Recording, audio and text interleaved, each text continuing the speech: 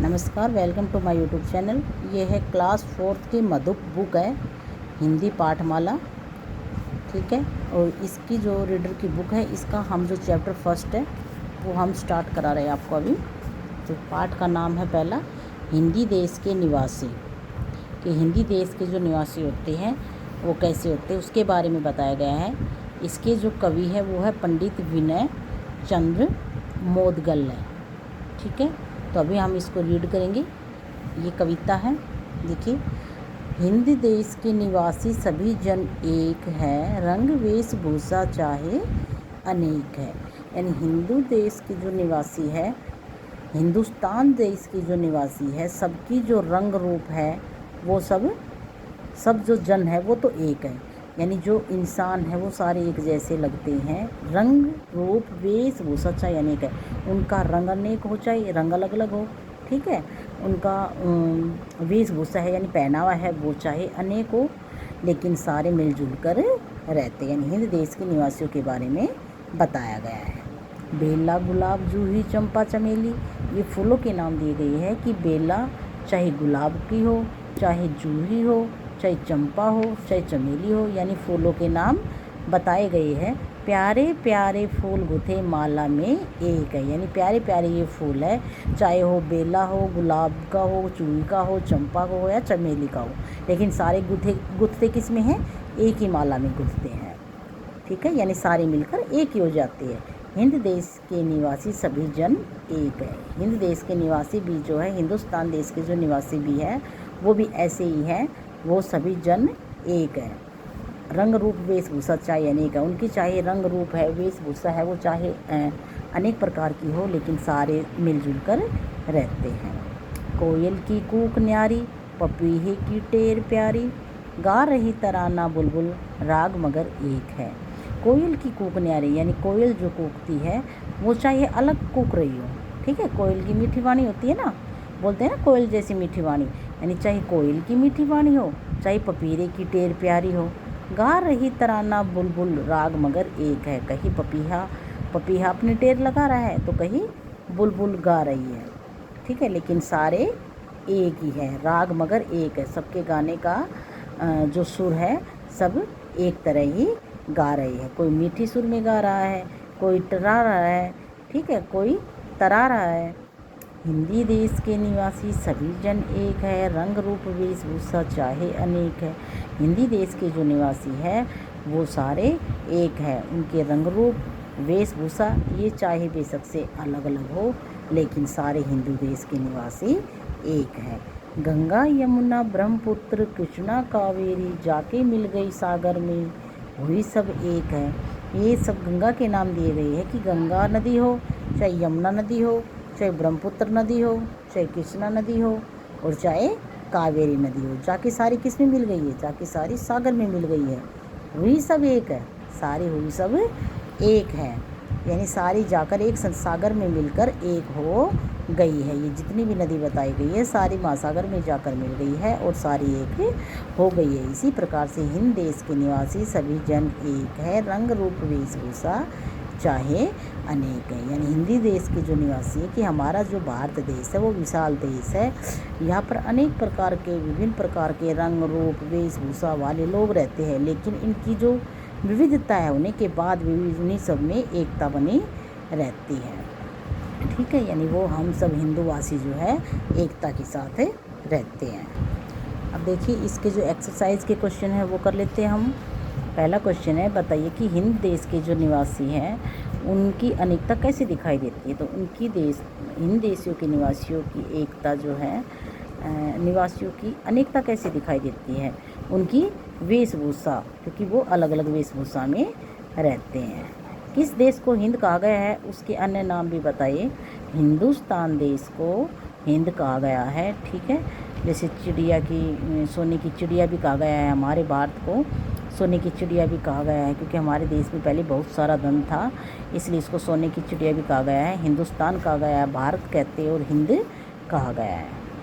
इस कविता में किन किन फूलों के नाम दिए गए? इस कविता में चंपा, चमेली, ठीक है, आगे दिए गए हैं ना, चंपा, चमेली और गुलाब, ये नाम दिए गए हैं।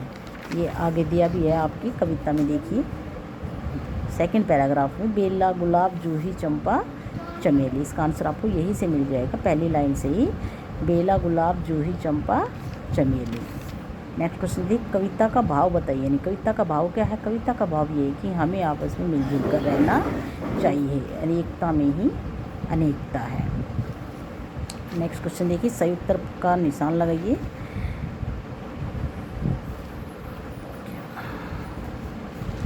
देखिए ये जो सोचिए मूल्यप्रक प्रश्न है, आपको अपनी कक्षा और हिंद देश में कोई समानता दिखाई देती है? यदि हाँ तो क्या? तो इस क्वेश्चन का आंसर बताना है कि हिंद देश में कोई समानता दिखाई देती है। अगर कोई समानता दिखाई देती है, अगर देती है तो आपको उसका बताना। आप ये आपकी कक्षा में नहीं, आपको अपनी कक्षा में ऐसी कोई समानता दिखाई देती है, जैसे हमारा हिंद देश दिखाई देता है, अगर ऐसी कोई दिखाई देती है तो आप उसके बारे में लिख सकते हैं। एक विद्यालय के सभी छात्र छात्राओं के लिए एक जैसी वर्दी यानी यूनिफॉर्म क्यों होती है? क्योंकि एक जैसी विद्यालय में सभी छात्र छात्राओं के लिए एक जैसी वर्दी क्यों होती है? क्योंकि वहाँ पे सभी को, वहाँ पर भी अनेकता में एकता दिखाई हमें देती है, और ये हमें अनुशासन का पता चलता है। ठीक है, यूनिफॉर्म सभी बच्चों की एक जैसी का अर्थ यही है कि ये इस स्कूल के विद्यार्थी, वो वहाँ की पहचान है। नेक्स्ट क्वेश्चन देखिए, अब देखिए सही उत्तर पर टिक लगाना है। किस देश के निवासी अनेक होते हुए भी एक है? तो इसका आंसर आ जाएगा हिंद। सारी नदियाँ कहाँ मिलकर रहती है? तालाब में, पोखर में, कुएं में, सागर में। इसका राइट आंसर हो जाएगा सागर में। किसकी कूक न्यारी है? बुलबुल, गौरैया, कोयल या तोता? तो किसकी कूक न्यारी है? कोयल की। कुछ शब्दों में उत्तर लिखिए। सभी फूल कब एक होते हैं? माला में। सभी फूल कब एक होते हैं? माला में होते हैं। सभी पक्षी कौन सा राग गा रहे हैं? सभी पक्षी गा रहे हैं, एक राग गा रहे हैं कि तराना राग सभी पक्षी गा रहे हैं।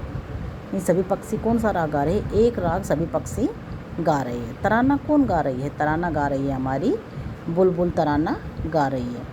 पक्षियों की बोलियों की क्या विशेषता है? कुछ वाक्यों में उत्तर लिखने हैं आप कि पक्षियों की बोलियों की क्या विशेषता बताई गई है।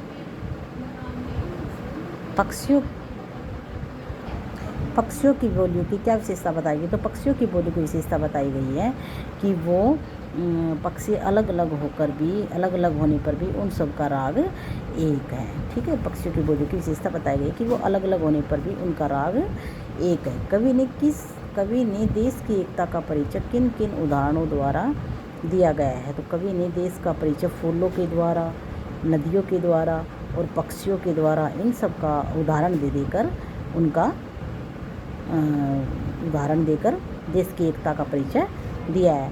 फूलों की माला और हिंद देश में क्या समानता है? फूलों की माला और हिंद देश में समानता है कि फूल जो है वो अलग अलग होकर भी एक माला में पुरोए जाते हैं। उसी प्रकार से हिंद देश जो है वो भी, हिंद देश जो है उसके निवासी अलग अलग वेशभूषा पहनकर भी एक ही है, सारे मिलजुल कर रहते हैं। यह कविता हमें क्या संदेश देती है? कविता हमें यह संदेश देती है कि हमें भी एकता में रहना चाहिए, हमें किसी के साथ झगड़ा नहीं करना चाहिए, हमें आपस में मिलजुल कर काम करना चाहिए। हिंद देश के निवासी सभी जन एक है, कैसे? एक उदाहरण लिखिए। हिंद देश के जो निवासी हैं सभी जन एक है, कैसे? इसका आपको एक उदाहरण बताना है। हिंद देश के निवासी कैसे? इसका देखिए, जन एक कैसे है कि सभी देखो अलग अलग मिलकर रहते हैं, अलग अलग वेशभूषा धारण करते हैं, लेकिन जब सारे जो काम है वो मिलजुल कर करते हैं। कोई भी काम उठा लीजिए, जब भी कोई काम करना होता है, जब सारे मिलजुल कर करते हैं तो वो काम बहुत जल्दी हो जाता है। विदेशों में ऐसा नहीं होता है, मिलजुल कर नहीं रहते हैं। ठीक है, अब देखिए जो अगला क्वेश्चन है, भाव स्पष्ट कीजिए।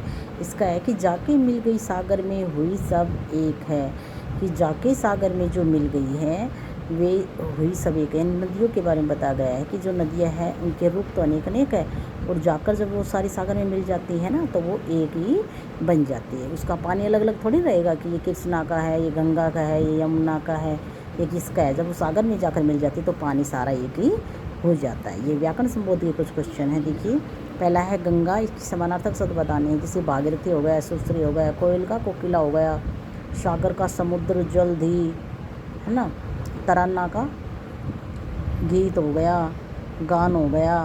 ठीक है, गीत राग उचित स्थान पर अनुस्वार का प्रयोग करके उस शब्द को दोबारा लिखना है। जैसे चंपा का मैं जो है ये अनुस्वार का सही स्थान पर प्रयोग करना है, तो चंपा हम ऐसे भी लिख सकते हैं। गंगा, ये गंगा हो गई। हिंद, हिंद अनुस्वार आ गया ऊपर। रंग, ये रंग आ गया ऊपर। नेक्स्ट क्वेश्चन देखिए, सभी नाम शब्द संज्ञा कहलाते हैं। जैसे बोला, बेला, भाषा, फूल, सभी नाम शब्द संज्ञा कहलाते हैं। प्रत्येक पंक्ति में सब चुनकर लिखिए। कोयल, एक, अनेक, गुलाबी, संज्ञा शब्द लिखना है इसमें। तो संज्ञा शब्द क्या होता है, ये हो जाएगी हमारी कोयल, किसी व्यक्ति, वस्तु, स्थान आदि का नाम होता है ना। न्यारी, निवासी, पपीहा, प्यारी, तो ये पपीहा हो जाएगा। ठीक है।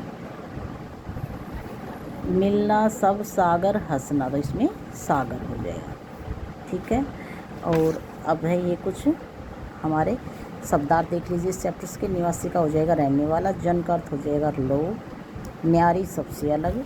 तराना गीत। और राग विशिष्ट गान, जैसे भैरव, पंचम आदि। ठीक है, यानी विशिष्ट गान को राग कहा जाता है। ठीक है, इस प्रकार से चैप्टर हमारा कंप्लीट हो गया है। आई होप आपको वीडियो अच्छी लगी हो, तो please like, share and subscribe. Thank you.